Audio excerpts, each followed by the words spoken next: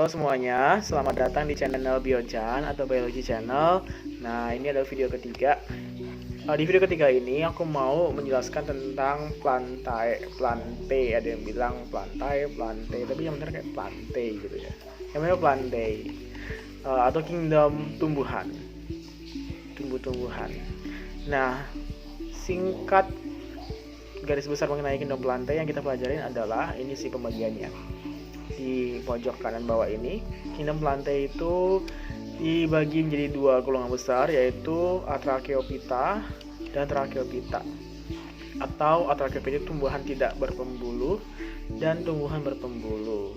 Tumbuhan tidak berpembuluh ini Atracheophyta, anggotanya lumut, semua jenis lumut masuk ke Atracheophyta. Dan juga yang Tracheophyta itu yang berpembuluh, anggotanya ada paku dan spermatophyta atau tumbuhan berbiji. Nah, spermatophyta ini dibagi jadi dua lagi, yaitu gymnosperma dan angiosperma, berbiji tertutup dan berbiji terbuka. Begitu ya mengenai pengelompokan tumbuhan singkatnya. Jadi ini perlu dipahami nih teman-teman. Terus next ke selanjutnya adalah biasa ini pembagian taksa. Jadi kita harus tahu nih tumbuhan di mana posisinya. Nah, tumbuhan itu ada di kingdom plantae dan domainnya Eukarya. Semua jenis tumbuhan, mau itu paku, dari lumut nih, lumut yang paling rendah, paku, tumbuhan berbiji tertutup, terbuka, dan selanjutnya tumbuhan berbunga atau tumbuhan berbiji tertutup, termasuk ke dalam domain Eukarya. Selanjutnya ciri-cirinya adalah multiseluler, eukariot, punya membran inti sel ya, jadi bukan prokariot, dan domainnya aja eukarya, jadi pasti dia memiliki sifat eukariotik. Terus dia autotrof, dapat berfotosintesis, dan otomatis dia punya kloroplas, memiliki dinding sel dari selulosa, kalau fungi kitin ya dinding selnya, dan dapat bereproduksi secara generatif dan juga vegetatif, secara kawin maupun tidak kawin.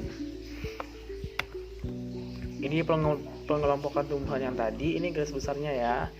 Ada Tracheophyta, anggotanya lumut atau Bryophyta. Tracheophyta, tumbuhan berpembuluh, itu ada paku-pakuan, dan Spermatophyta. Nah, Spermatophyta ini dibagi lagi menjadi tumbuhan Gymnospermae, berbiji terbuka, dan Angiospermae, berbiji tertutup. Lumut ini disebutnya Bryophyta, nama istilah scientific name-nya atau istilah biologinya. Ini adalah tumbuhan Atracheophyta atau yang belum punya pembuluh sejati ya, atau tumbuhan tidak berpembuluh, dan dia itu adalah tumbuhan yang merupakan peralihan antara Talophyta atau tumbuhan yang belum bisa dibedakan akar, batang, dan daunnya, dan Cormophyta yang udah dibedakan antara akar, batang, dan daunnya. Jadi dia itu di tengah-tengah nih, namanya juga peralihan ya. Apa itu Talophyta? Nah, Talophyta itu adalah protista mirip tumbuhan. Nah, jangan bingung ya, kita udah masuk ke plantae itu taksanya lebih tinggi daripada kingdom protista. Nah, Talophyta itu ada tumbuhan bertalus. Jadi semua strukturnya yang menyerupai akar, batang, dan daun pada protista mirip tumbuhan atau alga. Alga itu kan protista mirip tumbuhan ya, disebutnya talus. Mau itu yang mirip akar, yang kayak batang, yang kayak daun, disebutnya talus. Makanya tumbuhan protista mirip tumbuhan, begitu bukan tumbuhan sih, itu protista. Alga itu bukan tumbuhan, itu protista. Bukan plantae, tapi itu protista. Nah, protista itu disebut sebagai kelompok Talophyta atau tumbuhan bertalus. Nah, plantae itu Cormophyta. Kalau lumut ini tuh dia di tengah-tengahnya nih, tapi dia dalam klasifikasi taksanya dimasukkan ke kingdom plantae. Nah, lanjut ya, lumut ini tumbuh di tempat yang spesifik, yaitu sifatnya epifit atau menempel pada substrat lainnya, bisa pohon, batang pohon, akar pohon, bisa batu-batuan, tembok, batu bata. Dia bisa tempel di situ ya, bahkan di plastik kayak tumbler yang nggak dicuci berminggu-minggu, bisa jadi lumutan juga sih. Nah, itu dia epifit sifatnya. Terus lumut ini juga hidupnya di tempat yang lembab atau higrofit dan tempat yang basah, hidrofit. Mengalami metagenesis atau pergiliran keturunan, dan fase dominan hidupnya adalah fase gametofit atau fase di mana struktur tubuhnya itu menghasilkan gamet, bukan sporofit atau menghasilkan spora. Dia punya sporofit juga sih, fase sporofit juga, tapi itu singkat. Fase yang dominannya adalah fase gametofit ya, perlu diingat.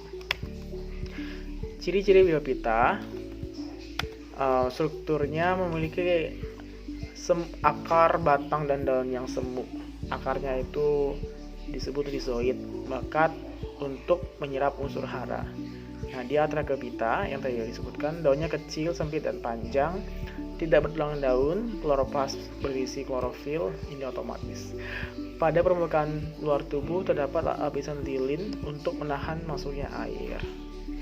Terus reproduksinya mengalami metagenesis dan fase dominannya fase gametofit ya. Nah, ini metagenesisnya Bryophyta atau lumut. Nah, metagenesis tumbuhan lumut ini adalah pergiliran keturunan dari lumut. Kita mulai dari ini aja deh, dari bawah, dari sporangium. Nah, sporangium itu adalah, kalau kalian lihat di gambar itu di bagian atas ya, sporangium itu akan menghasilkan spora karena dia kotak spora. Nah, spora ini itu akan jatuh ke tanah. Jadi waktu sporangiumnya matang, di atasnya lumut itu kan ada kayak pentolan, ada kayak kepala. Itu waktu dia matang, dia akan pecah, mengeluarkan semua sporanya, itu jatuh ke tanah, ke batang pohon, ke batu, ke substrat yang lainnya, dan dia akan muncul lumut muda namanya protonema. Setelah dia cocok ya di substrat itu, baru dia akan mengeluarkan protonema, lumut muda, dan akan tumbuh menjadi gametofit atau tumbuhan lumut dewasa yang menghasilkan gamet. Yang kita lihat di gambar itu kayak gambar daun-daun gitu loh, padahal itu adalah gametofitnya. Nah, di gametofit itu ada dua bagian, ada yang menghasilkan gamet betina, ada yang menghasilkan gamet jantan. Yang betina dinamakan archegonium, penghasil gametnya ya. Yang jantan itu antheridium. Nah, gamet betina menghasilkan sel telur. Kalau yang antheridium spermatozoid, ini zat kromosomnya masih 2N ya. Habis itu kedua gamet ini itu akan melebur jadi satu, menjadi zigot yang kromosomnya 2N. Habis itu habis 2N ini akan muncul fase sporofit. Nah, setelah zigotnya terbentuk akan muncul namanya fase sporofit. Nah, yang kayak kita lihat di lumut daun itu yang ada tangkainya ke atas itu. Nah, dari situ akan muncul sporogonium yang akan menghasilkan kotak spora atau sporangium lagi. Nah, kotak spora itu 2N ya, karena tadi hasil peleburan antara sel jantan dan sel betina. Yang N tambah M jadi 2N. Baru habis itu di sporangium itu akan membentuk spora-spora yang N lagi. Terjadi pembelahan meiosis di dalamnya untuk membentuk spora-spora N. Begitu deh jadinya. Siklusnya berputar seperti ini. Nah, selanjutnya adalah untuk klasifikasi tumbuhan lumut atau Bryophyta dibagi menjadi 3, yaitu yang pertama lumut hati atau Hepaticopsida, yang kedua lumut tanduk atau Ceratopsida, sama yang terakhir lumut daun atau lumut sejati yang disebut Musci atau Bryopsida. Nah, lumut hati ini itu ciri-cirinya talusnya berupa lembaran terdiri dari 2 lobus seperti hati. Ada lobusnya 2 seperti hati. Habitatnya di permukaan batu, terus antheridium dan archegonium berbentuk payung. Antheridium penghasil gamet jantan, archegonium penghasil gamet betina ya. Lumut tanduk, sporofitnya berbentuk seperti kapsul, seperti tanduk. Habitatnya di tepi sungai, danau, atau selokan. Selanjutnya untuk lumut daun atau Musci atau Bryopsida ini itu disebut juga lumut sejati karena struktur mirip akar, batang, dan daunnya itu hampir menyerupai plantae. Cirinya adalah memiliki struktur mirip akar, batang, dan daun, namanya untuk mirip akar rhizoid, mirip daun kauloid, dan mirip batang kauloid, dan mirip daun itu phylloid. Terus dia itu berumah satu, artinya dalam satu individu itu terdapat 2 sel atau organ penghasil gamet jantan dan betina. Jadi dalam satu individu terdapat archegonium dan antheridium. Kalau yang lainnya berumah dua. Terus selanjutnya habitatnya itu di tanah dan di tembok yang lembab. Next ke gambar. Nah, ini ada gambar lumut hati, lumut tanduk, dan lumut daun atau lumut sejati. Bisa dilihat kalau di lumut hati ini itu antheridium dan archegoniumnya itu berada di dua individu yang berbeda ya. Nah, bisa dilihat ada antheridium, archegonium, ada tangkainya, ada rhizoid atau struktur mirip akarnya, dan juga ada gemah. Nah, gemma ini itu adalah organ atau alat reproduksi aseksual dari lumut hati. Selanjutnya ada lumut tanduk atau anthoceros. Ini strukturnya hampir sama, ada sporangiumnya juga atau kantong spora. Terus ada gametofitnya di bawah yang seperti mirip daun ini, itu penghasil gamet jantan dan betina untuk membentuk satu zigot yang akan menghasilkan fase sporofit yang kayak tangkai ini. Jadi di bagian yang kayak daun ini itu akan terjadi perkawinan sel gamet jantan dan betina, melebur jadi satu, N sama N melebur jadi satu menjadi fase 2N, yaitu fase sporofit ini nih, yang kayak tangkai ini namanya fase sporofitnya. Begitu, dan dia struktur kromosomnya 2N. Di sini akan membentuk sporangium atau kantong spora, di mana akan terkumpul spora-spora yang untuk reproduksi aseksual. Dan spora itu nanti jadi N ya, karena terjadi pembelahan meiosis di dalamnya. Selanjutnya adalah gambar dari lumut daun atau musky. Ini mirip seperti lumut tanduk, cuman dia lebih terdiferensiasi, maksudnya strukturnya lebih jelas kayak plantae, tapi bukan yang sejati juga. Ada rhizoidnya, ada kauloidnya yang mirip batang, ada filoidnya yang mirip daun. Seperti itu. Strukturnya mulai dari atas deh. Ini ada kaliptra, tudung sporangium, penutup sporangiumnya. Ada sporangiumnya sendiri, kotak spora. Terus ada seta, itu tangkai dari sporangium. Atau ada juga yang bilang spora niofor, tangkainya. Terus ada vaginula, selubung pangkal tangkai sporangium. Itu di fase sporofitnya ya. Di fase gametofitnya ini seperti daun-daun ini yang tadi kayak di lumut tanduk untuk menghasilkan gamet-gamet dan betina yang akan melebur menjadi zigot, dan zigot itu akan membentuk fase sporofit ini. Seperti itu. Nah, manfaat tumbuhan lumut yang pertama, sebagai organisme perintis dapat melakukan bantuan sehingga dapat ditempati organisme lain. Yang kedua itu sebagai obat hepatitis atau obat penyakit hati, contohnya tadi pada lumut hati, Marchantia polymorpha spesiesnya. Terus pengganti kapas, sphagnum ini lumut daun, dia itu bisa menggantikan fungsi kapas karena sifatnya yang menyerap air dan juga empuk gitu ya. Terus secara ekologi mampu menahan pengikisan tanah oleh air. Selanjutnya ketumbuhan paku. Nah, paku ini itu memiliki ciri-ciri sebagai berikut. Akarnya serabut seperti monokotil, tracheophyta, tumbuhan berpembuluh, batang berupa rizom, daun terdiri dari mikrofil, daun kecil, dan juga makrofil, daun besar, daun majemuk muda, menggulung. Ya, ini sifatnya dia, jadi kalau masih muda daunnya menggulung. Cara hidupnya itu hidrofit, hygrofit, epifit, dan saprofit. Reproduksinya yaitu yang pertama mengalami metagenesis atau pergelangan keturunan, dominannya fase sporofit ya, atau fase di mana organ tersebut menghasilkan spora. Selanjutnya adalah cara reproduksi vegetatif atau tidak kawin, yaitu dengan membentuk sporangium yang terkumpul. Nah, sporangium itu tadi seperti yang dijelaskan di tumbuhan lumut, itu kan kotak spora, kumpulan spora-spora. Nah, kalau di paku, sporangium itu terkumpul jadi satu bulatan yang agak besar terlihat oleh mata. Kalau satu itu namanya sorus. Sedangkan kumpulan sorus atau banyak, yang banyak itu namanya sori. Nanti bisa dilihat di gambarnya. Terus secara generatif atau secara kawin itu melakukan peleburan spermatozoid dan ovum. Lanjut ke metagenesis paku. Metagenesis paku seperti lumut tadi, cuma bedanya kalau di lumut itu melalui protonema, kalau di paku itu melalui protalus atau protalium. Nah, dimulai dari ini aja, di tumbuhan dewasanya dulu. Di tumbuhan paku dewasa itu kan 2N fase sporofitnya.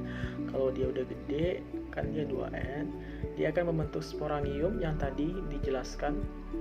Sporangium yang ada ini akan terkumpul jadi satu, dinamakan sorus. Nah, sorus ini kalau banyak jamak dinamakan sori.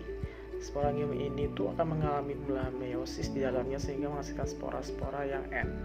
Nah, spora N ini itu akan jatuh ke tanah, ke mana lagi? Ke batu bata atau ke substrat, ke tempat yang cocok untuk tumbuh, akan membentuk namanya protalus atau protalium. Ini masih N ya. Nah, fase gametofit ini itu yang kecil, yang di tanah, yang nggak kelihatan, dan ini cepat sekali hilang, karena habis itu dia akan membentuk sel gamet jantan betina yang akan melebur menjadi satu, menjadi zigot 2N. Nah, zigot ini akan muncul ke permukaan tanah, berkecambah, membentuk tumbuhan paku muda, habis itu tumbuh besar membentuk tumbuhan paku dewasa yang 2N. Nah, tumbuhan paku dewasa ini seperti tanaman, jadi dia terlihat mata, dan ini fase sporofit karena daun-daunnya menghasilkan spora dan tidak menghasilkan gamet lagi. Begitu. Makanya fase dominan adalah fase sporofit. Nah, yang menghasilkan gamet itu apa sih? Yang tadi, yang habis dari spora 2N ini yang telah mengalami meiosis, dia berkecambah menghasilkan protalus atau protalium. Nah, protalium ini yang akan menghasilkan gamet. Begitu. Selanjutnya ini ada daun paku. Daun paku itu ada dua jenis. Yang pertama tropofil, itu untuk melakukan fotosintesis saja, tidak untuk reproduksi karena nggak ada sporanya. Terus yang kedua itu sporofil, ada daun yang menghasilkan spora. Fil ini tuh artinya daun. Nah, kalau dilihat di bawah ini yang daun sporofil itu satu bundarannya itu dinamakan sorus. Satu sorus. Nah, sorus ini itu kan terdiri dari banyak sporangium kan, yang kecil-kecil yang nggak kelihatan mata. Dia membentuk terkumpul jadi satu, namanya sorus. Nah, itu ada banyak banget spora-sporanya. Nah, kalau kita menghitung banyak ini, ada beberapa ini, 1, 2, 3, 4 sampai seterusnya. Ini kumpulannya itu bentuk jamaknya dinamakan sori. Selanjutnya ada pembagian paku berdasarkan spora yang dihasilkan. Yang pertama paku homospora, menghasilkan satu jenis spora aja, contohnya Lycopodium sp. Terus paku heterospora, menghasilkan dua macam spora, yaitu mikrospora dan makrospora. Mikrospora buah jantan, makrospora itu spora betina. Contohnya Marsilea crenata.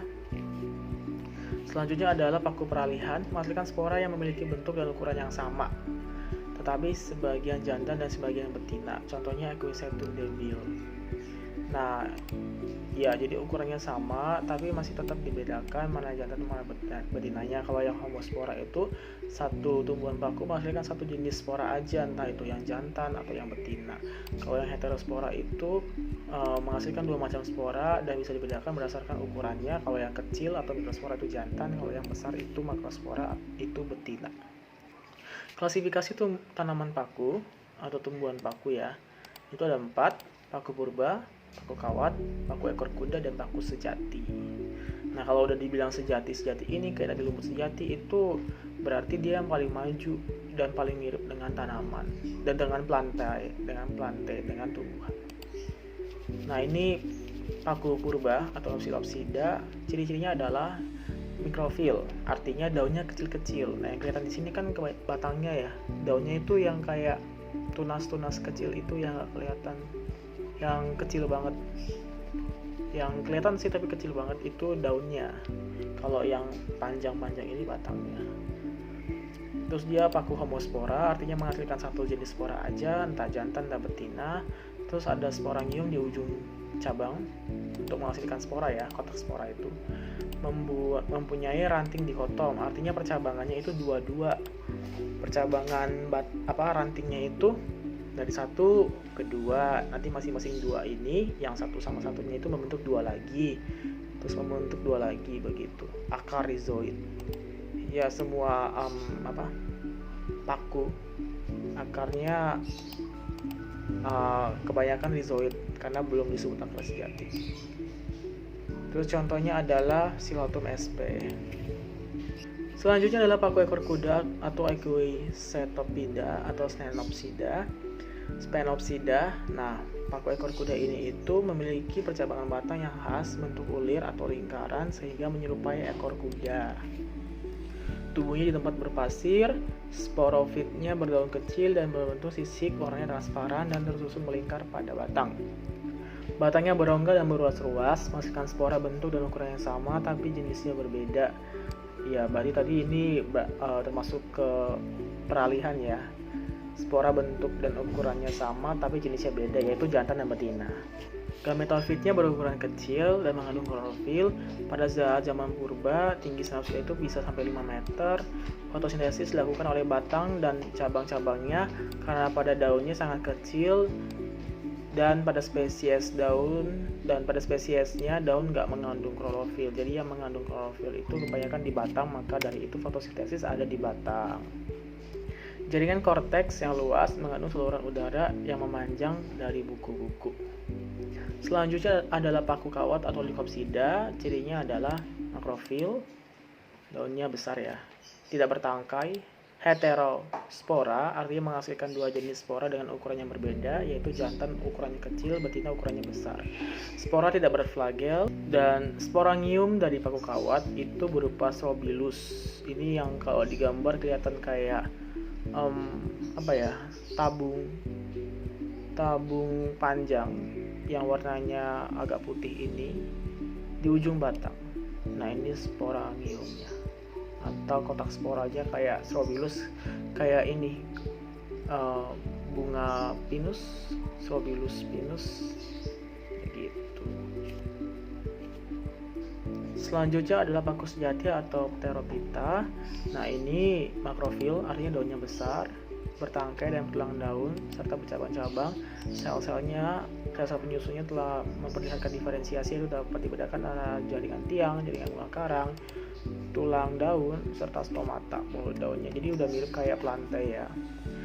Terus memiliki banyak tulang daun mudah menggulung, memiliki mesofil daun untuk fotosintesis. Terus habis itu adalah sporangiumnya ada sporofil atau daun yang penghasil spora itu. Nah, manfaat tanaman paku yang pertama sebagai tanaman hias di rumah, di pekarangan, di taman. Contohnya Adiantum guaiatum, Alsopila glauca, Adiantum farnesiense, dan lain sebagainya. Terus untuk sayuran, contohnya Marsilea. Untuk pupuk hijau itu ada Salvinianata, Sansulabinata, bersimbiosis dengan ganggang biru. Ini cocok untuk membantu dalam fiksasi nitrogen ya. Terus ada yang sebagai obat, contohnya ada Lycopodium. Terus bahan bangunan contohnya Alsopila glauca dan alat pembersih atau alat penggosok, karena tubuhnya bisa digunakan untuk menggosok gitu. Ya, sekian untuk video yang ketiga ini, itu video mengenai plantae, kingdom plantae atau kingdom tumbuhan. Semoga teman-teman bisa lebih memahami untuk video ini. Ini adalah dasarnya ya untuk pengenalan tentang kingdom plantae. Saya mohon maaf jika ada salah-salah kata, kita sama-sama belajar.